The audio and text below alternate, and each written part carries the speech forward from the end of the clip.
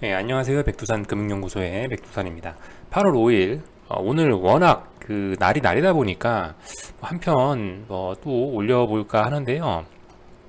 우선은 무엇이 투매냐 이런 질문도 있고 거기에 대해서 저도 좀 지금쯤 얘기해 드리는 게 맞는 것 같아서 거기에 대한 얘기를 좀 해보도록 하겠습니다.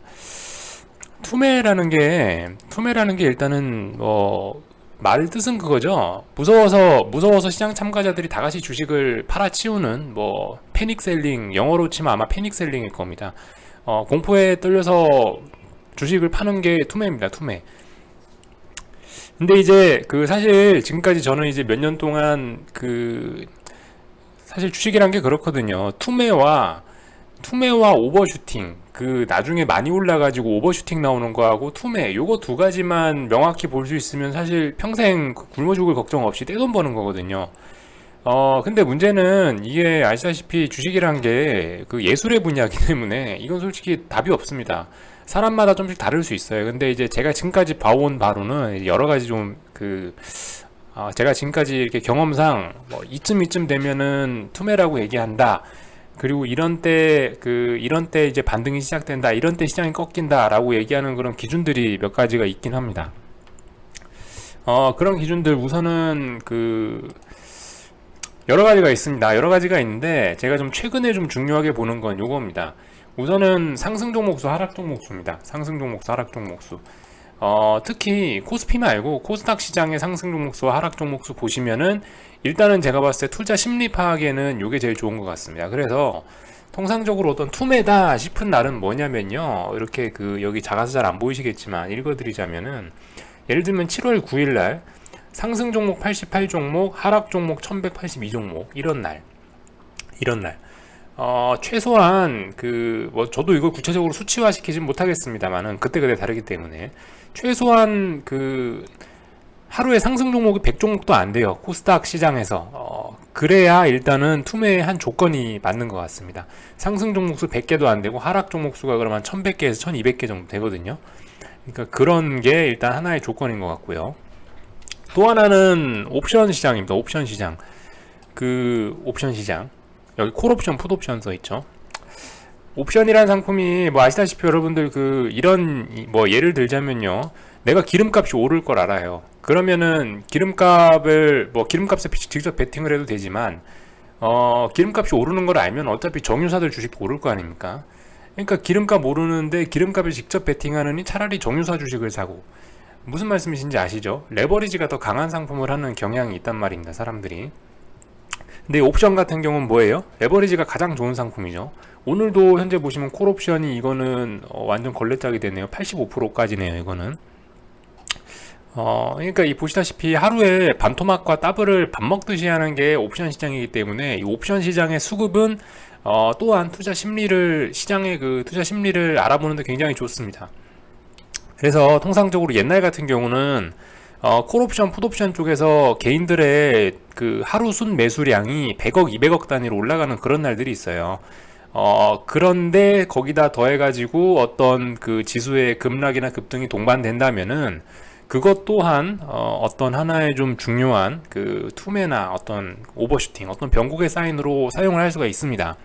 이번 같은 경우는 지금의 급락 같은 경우는 솔직히 그게 좀 어려운 것 같아요. 왜냐면 코스피하고 코스닥하고 차트가 좀 많이 달라져 가지고 조금 약간 좀 흐름이 좀 다른 것 같습니다.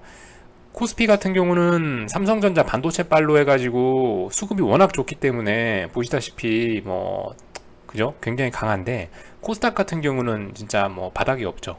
바닥이 없기 때문에 코스피 쪽에서는 솔직히 코스피 쪽에서도 그런 사인이 나타나면 더욱 확실한데 이번에 하락 같은 경우는 솔직히 여기서 어떤 콜옵션, 풋옵션 100억씩 매수하고 200억씩 매수하고 개인이 그런 모습을 좀 보기는 어려울 것 같습니다. 이번 같은 경우는요. 코스피에서 만약에 하루에 개인들이 풋옵션 200억, 300억씩 사면서 장대 음봉이 떨어진다. 제가 봤을 때 그거는 있으려면은 코스피 한 거의 1900원 붕괴돼야 지금이 얼마죠? 지금이 1957이구나. 거의 뭐 진짜 완전 그건 대한민국 망할 때나 돼야 그건 그런 건 나올 것 같습니다. 현재로서는 현재 코스피 모양으로서는 그렇게 그런 툼의 코스피에서 그런 그 옵션에서 과잉 수급 쏠림 이런 현상은 좀 보기 어려울 것 같습니다. 자, 아무튼 그렇고요. 또 하나의 이제 투매를 보는 방법. 솔직히 이거는 저도 좀 연구 중입니다. 이거 어떻게 뭐 객관화 시킬 수가 없어서 수치화 시키기가 굉장히 어려워서 좀 연구 중인데, 그 어떤 차트를 보시면은 기울기를 제가 언급을 하지 않습니까? 그죠? 기울기. 상승도 30도로 오르다가 45도로 오르다가 50도로 오르다가 60도로 오르다가 그 다음 꺾이죠. 하락도 그렇습니다. 30도로 빠지다가 40도로 빠지다 50도로 빠지다 60도로 빠지다가 반등하거든요. 이건 이제 대충 30, 40, 50, 60 이거는 이제 그냥 예를 든 거고요. 아무튼 그래요. 이 시세들의 끝자락을 보면요, 항상 끝자락은 거의 뭐 수직에 가깝게 올라갑니다. 그죠? 대충 이건 코스닥 150 작년 차트인데 어떻습니까? 끝자락에선 거의 그 수직에 가깝게 올라가죠. 수직, 그죠? 끝자락에선 거의 수직에 가깝게 올라갑니다. 차트 뒤집으면 똑같죠. 빠질 때도 수직에 가깝게 빠져요. 그죠? 빠질 때도 수직에 가깝게 빠져. 그래서 이 솔직히 이 기울기 같은 거는 차트를 이렇게 확대해서 보면은 또 기울기가 또 옆으로 늘어지기도 하고, 줄여서 보면 기울기가 쓰기도 하고 이러기 때문에 솔직히 그 각도를 보라는 얘기인가, 상승률 이런 걸 보라는 얘기겠죠. 상승률.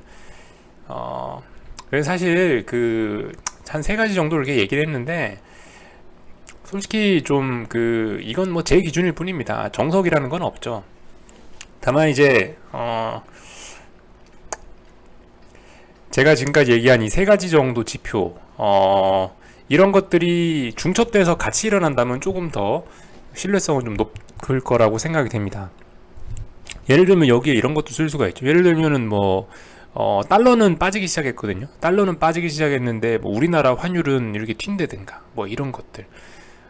그 외에 뭐 아니면 오늘 뭐 나온 이런 뉴스들, 연기금이 매수를 본격적으로 한다든가 뭐 이런 뉴스들이 나온다면은 제가 봤을 때는, 그죠? 뭐 그렇게 되면 좀 더 신뢰성이 높아지지 않을까 싶습니다. 솔직히 그 주식 감으로 하는 거예요. 감으로. 그 오랜 경험에 쌓인 그 감 가지고 앞으로 이럴 거다 저럴 거다라고 얘기하는 거지. 사실 그래서 이렇게 생각하실 수도 있어요. 주식을 감으로 하냐 그러는데, 어떻게 하겠어요? 이거 확률 게임인데 감으로 해야지, 그죠?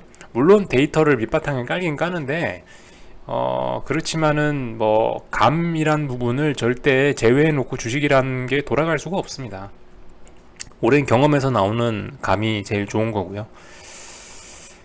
저 같은 경우는 뭐 오래 봤다고 생각했는데, 저도 뭐 요런 건 또 처음 맞아봐가지고 하여튼 요즘에 많이 힘들어하고 있는데, 아무튼 뭐 일단은 지금 망하지만 않는다면 또 저는 아마 또 강해질 겁니다. 그죠?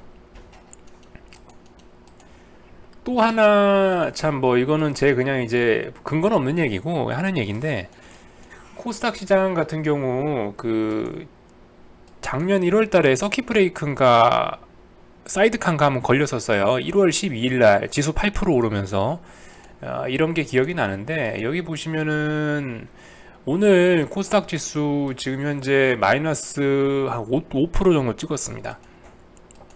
만약에 이런 뉴스들, 이 변곡 이런 자리에서 나타나는 뉴스들이 중첩된다면 더욱더 확실한 증거겠죠. 오늘 반등한다는 증거가 될 수 있겠죠.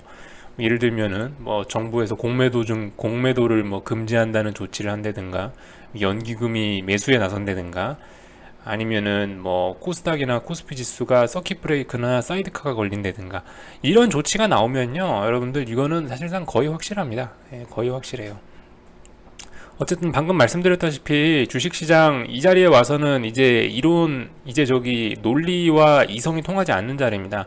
심리적인 게 굉장히 중요한 자리이기 때문에, 사실상 이런 상황에서는 뭐 이런저런 제가 말씀드린 그런 것도 좋지만, 뉴스 잘 보고 계세요. 뉴스 심리를 한 번에 뒤집을 만한 그런 것들, 주로 끝에서 뭔 뉴스들이 나오냐면요. 공매도 금지 조치나 아니면 연기금의 지수 방어 뭐 이런 것들 아니면은 외환 시장의 정부 개입 이런 것들이 진짜 투자 심리에 굉장히 좋은 영향을 미치고 그런 게 나오면은 반등할 가능성이 특히나 더 높아집니다. 솔직히 근데 이번 같은 경우는 그런 조치는 좀 나오긴 어려울 것 같습니다. 솔직히 그 방금 전에 이제 밥 먹다가 한 마이너스 5% 가량 빠지는 거 보면서 밥 먹었는데 좀 안타깝더라고요. 차라리 확실하게 더 빠져서 오늘 서킷 브레이크나 사이드 카를 차라리 오늘 보는 게 더 나은데 일단 아직 오후 1시인데 그까지는 안 가더라고요. 그래서 하여튼 열심히 보고 있습니다.